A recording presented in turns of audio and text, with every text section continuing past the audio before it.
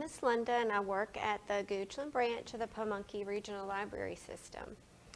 Today I want to talk to you about a take-and-make, and it's a fire-breathing dragon. So this starts on February 16th. It's a Thursday. You can come by and we have this little kit set out. You can pick up a kit of supplies to make your own dragon. And in your supply kit, you'll have a paper tube, a craft tube, and then you'll have a piece of paper, green paper, but you can use any paper. If you want to use white and color it, that's fine, however you want to decorate. And that gets wrapped around the tube, and then it's either taped or glued. But the instructions are included in the kit, and it's very simple.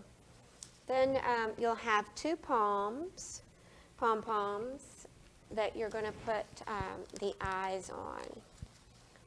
So the eyes will be, the palms are glued to the tube, and then the eyes are attached either by the self-backing, or you can use hot glue, or however you want to do it.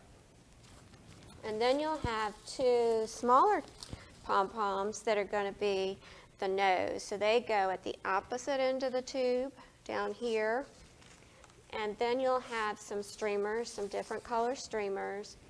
And that part you can just kind of experiment with to see how you want it to look. But those get glued to the inside of the tube, and that'll be near the nose, of course.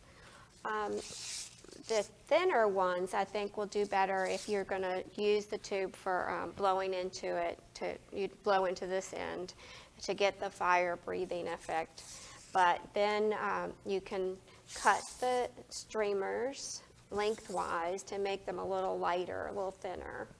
And you can practice with how many you want to put on and where you want to put them. But they go on the inside. They're glued on the inside of the tube.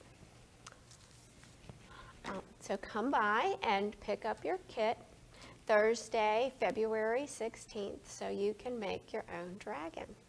See you soon.